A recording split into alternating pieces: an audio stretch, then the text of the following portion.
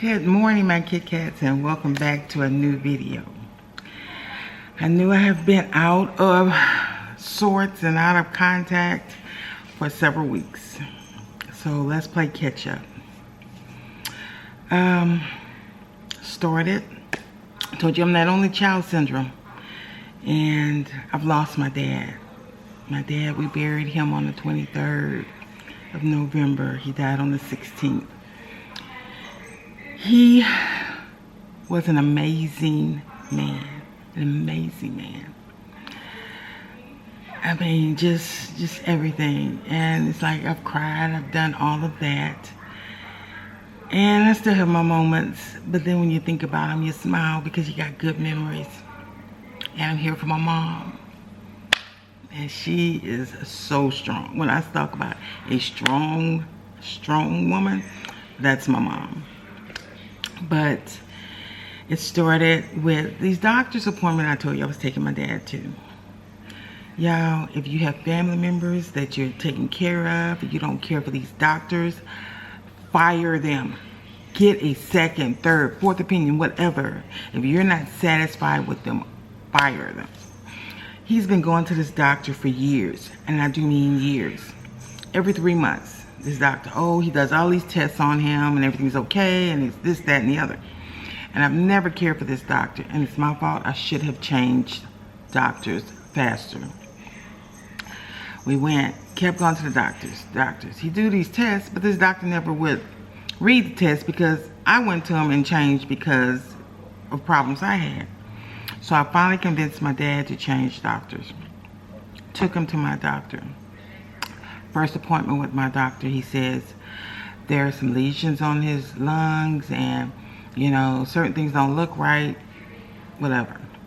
I said, okay. He says, I said, give me a referral to Houston, MD Anderson. We go to MD Anderson. And we set an appointment for MD Anderson. Well, before the appointment, my mom calls me one day and says that my dad had fallen outside. I'm like, what is he doing outside? So I rush over there, which I had just left from there, and we go and I help him get up. So, he was having problems walking by this time. Now, y'all know we just went to Bridget to a Zydeco festival, which was a nice time, and I'm glad, we went. So I help him up. I called the hospital to tell them that, his doctor, that he had fallen. They said, bring him in. So I drove him to Houston, and they went to the emergency room in the Houston, MD Anderson, and they kept him for a week, which my kids were amazing.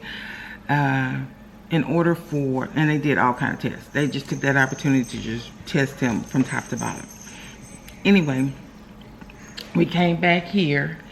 And my mom would not leave him, so the whole time he's in the hospital, my mom is there. So I managed to talk her to come home a couple days while the kids replaced her and stayed there 3 days while she could come home, get rest, shower, change, sleep in her bed and then she went back. We took him home on her birthday, which was September 29th. We took him home. They made an appointment with him for October, say around October 30th. I'm like, okay, which would be like 4 weeks later in Houston. So I'm like, okay. So I bring him to the appointment in Houston on the 30th of October. And the doctor reads the test, and they never told us anything. They never told us anything from the hospital because we left after 1 week, and they said if you stay a few more days, they could tell you from the biopsy what the results were. Well, we didn't stay. We came back home because he wanted to come home. I'm like, okay, I'm taking him home. So we get home. We went to the appointment on October 30th. And the doctor tells us, that he has cancers of the lung and the liver or kidney. Liver. Lungs and liver. And I'm like, he said, and surgery is not an option. I'm like, what do you mean not an option? And he showed me, y'all, the mass was so big. So I said, he hasn't smoked in years. My dad stopped smoking 26 years ago. And they said it doesn't matter because he did so heavily smoke at the time that it was already there.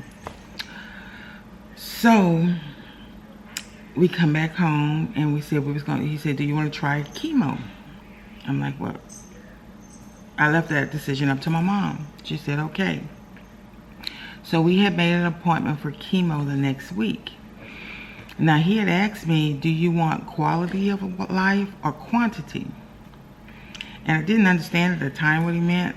In other words, he could not do anything because my dad was so far gone with cancer, but he can extend his life for a while. So we get home and my dad stopped eating. He had a little water he would take. I'd probably get a protein shake down him. My son would stay with him, you know, the whole time. I made my mom go to work. I made my son, well, he asked to stay with him because he works from home. So he stayed with him. We'd have to help him to the bathroom. We fix his food and everything, taken care of. It's all good. And after about a week, he just wasn't eating. So we had home health coming out. So the nurse came out and said he's dehydrated. I said, I'm trying to get him water, and he won't take it, this, that, and the other. So they want to do IVs. So I said, okay. So they told me that he had a staph infection. And I'm like, okay, so we need to get some antibiotics in him and an IV. So we take him to, they asked, does he have a DNR? And I said, no. They said, do you want one? I said, I don't want to talk about it right now. So we took him to the hospice unit because he did have cancer and there was, nothing. So we took him to the hospital unit here.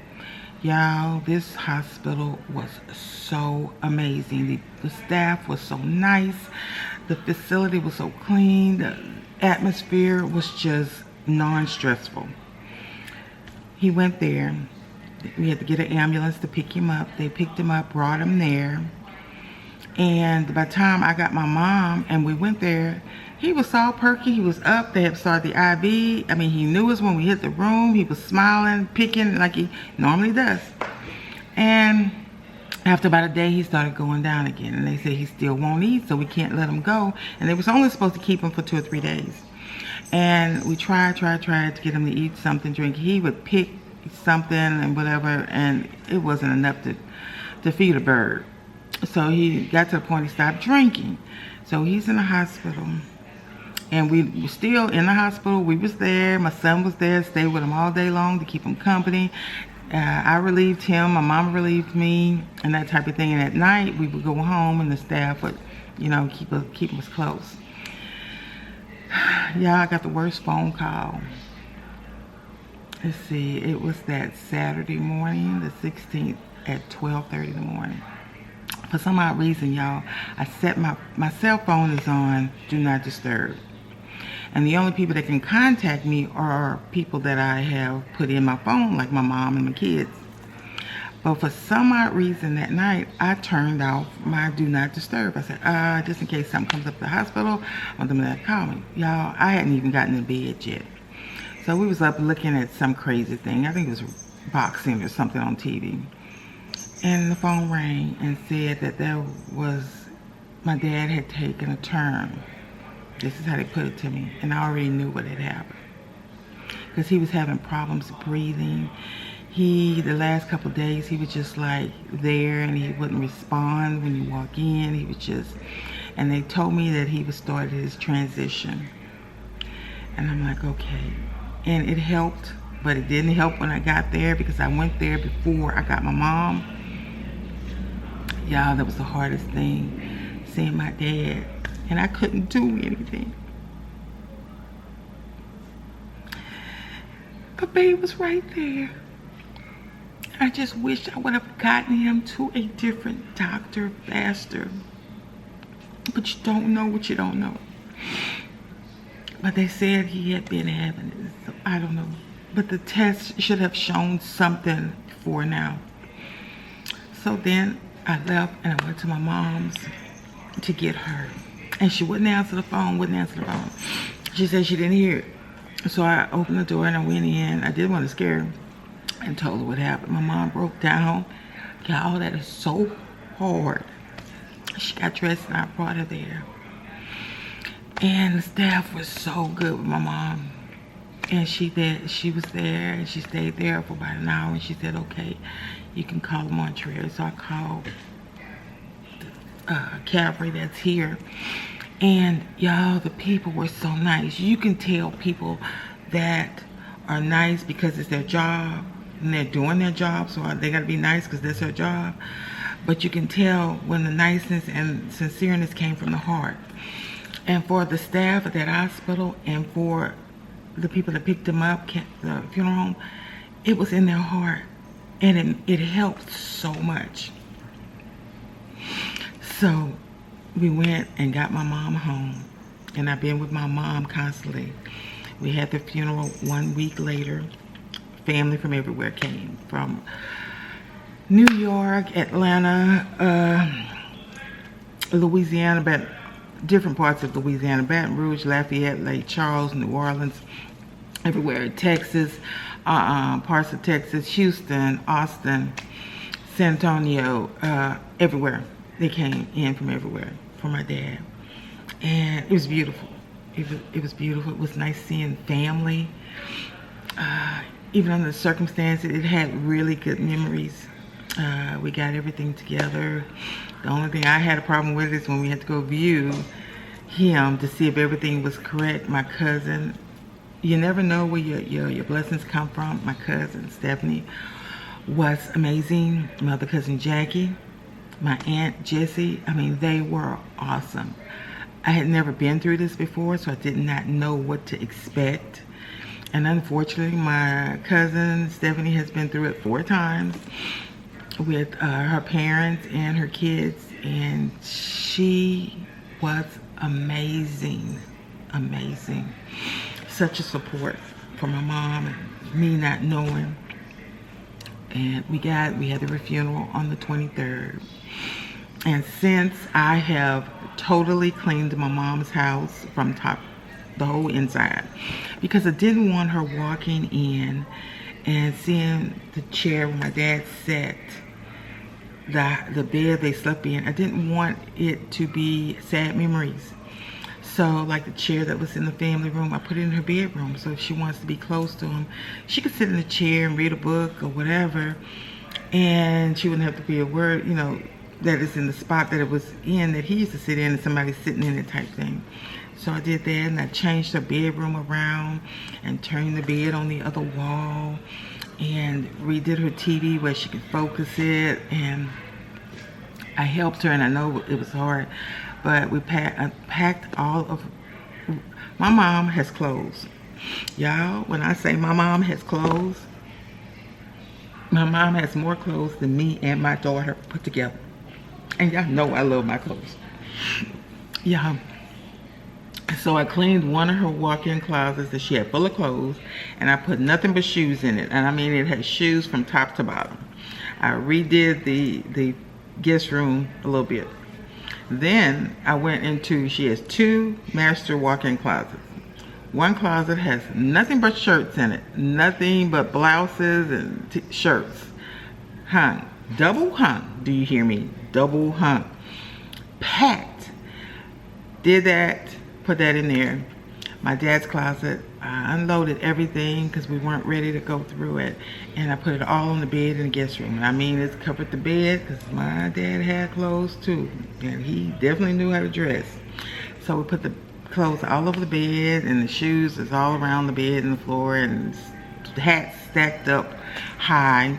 And I went and put her stuff into the other closet that was in the guest room closet and in our office closet. We managed to get it all in her area where she could do stuff and function. And she knew, and she didn't know she had most of this clothes. She kept going through it and said, oh, that's so pretty. Oh, that's nice. Oh, I forgot I had this. Oh, I was looking for that type thing. So it gave her a renewed area. So her bathroom and closets and bedroom is kind of like her little space now. I shampooed carpets.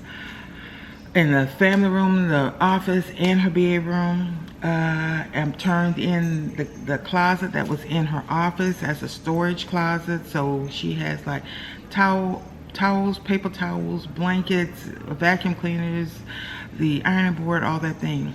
Went in there and totally redid her office, changed it around where her desk is like looking out the window, and her shelving unit has all of her gifts that all the kids have given her over the past few years.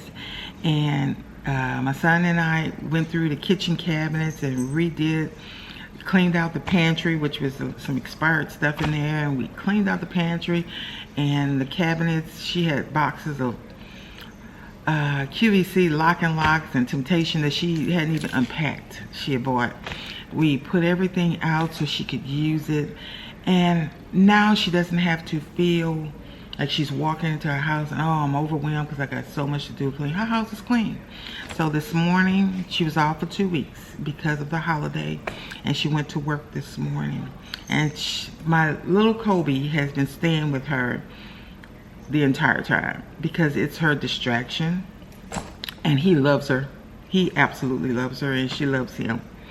So she dropped him off this morning. So I guess I'm babysitting Kobe for her because I'm bringing him back this afternoon. But it was her first day back to work, and I'm gonna text the principal to see if she does okay. And I told her, Mom, you have any problems at work? I'm here. You know, you come home or I'll go get you if you have a problem. But so far so good. It is 10:12, and she called me this morning, told me she made it to work and everything was good. And she looked so cute when she got here. She had boots on, y'all, suede jacket, jeans, and a purple shirt. I'm like, well, go ahead. So it's good to see her smile because she's going to be around the kids. And you know, she has her moments. She does. But like I said, they're good moments where she's sad that he's gone, but she has happy memories. And I'm like, Mom, I'm not going anywhere. You're going to have to tag along with me. So when y'all see the videos and my mom's there at the football games and at the RV parks and shopping and all that, you know, God bless me with an amazing mom and a great daughter for my best friend. My son has a great wife, and they were here and they helped. And my husband has been my rock. He has been my rock, y'all. He has been there when I was going through it, and you know, he continues to be there. So my next projects will be cleaning my mom's garage because there's stuff everywhere in the backyard, because my dad was a contractor, and I do mean he has 3 buildings back there full of stuff. So I'm going to clean out one of the buildings and get it repurposed and dry it in, and I might show you how we do that, and to make that her storage building where she has her Christmas stuff or stuff like that that she doesn't have to go in the attic for. She can go in there. And my dad was a musician, so I'm gonna take a lot of his instruments and hang them up so that they're there. And yeah, it's good memories, you know. And I want to make a shadow box of the things we have for his homegoing. And so that's how it's been, y'all, for the last 2 weeks. Y'all have been on my mind, and I've had people come out from my channel and said, you know, we miss you and this, that, and the other. And I guess you are my crutch as far as keeping my mind focused on things I want to do. So this is where I'm at right now, y'all. I want to thank everybody for the support and the nice words of encouragement. This is a first for me, so y'all follow and going on. The weight's going okay. I'm at 10 pounds or 9.5 pounds now. Y'all, it's a slow process when you get over 50 and 60. It's a very slow process, but what we gonna do, give up? We can't give up. Look, the gym has changed some of its hours, because I normally went to the gym on Mondays. Like today is Monday. They don't have a Zumba class today. They normally have one on Tuesdays. They don't have it tomorrow. So we're gonna have to end up getting on a treadmill, and we're going to go on Thursdays and maybe Fridays. Thursdays for sure. I'm gonna start going on Thursdays. So this is where I'm at, guys. I appreciate everything, but I think we got a few more things to do in this video, but thank you all. I love all of you.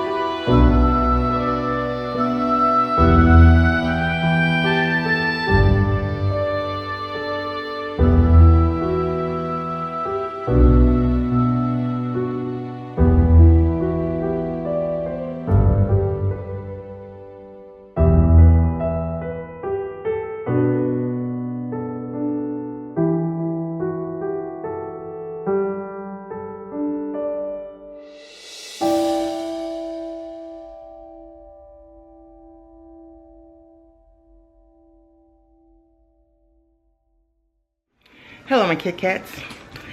Welcome back to another day. Today is December the 4th, and it's my daughter's birthday. So I've already taken her flowers to work, and we're just gonna go out to dinner tonight, you know, trying to keep some normality back into this family. And I thought it'd be good to get mom, you know, out, but she's doing good. How you say, it's day for day. So y'all, we're gonna take one day at a time, and we're gonna work with it one day at a time. He's missed every single day, thought about all day. But we're going to go to Saltgrass, I think, and take my daughter to dinner. So let's go. For what? I think you're gonna take them in.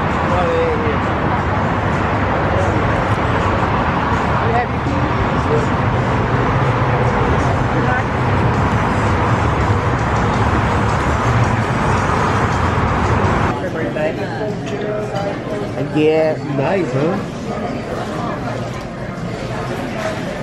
Sushi don't make it at my house.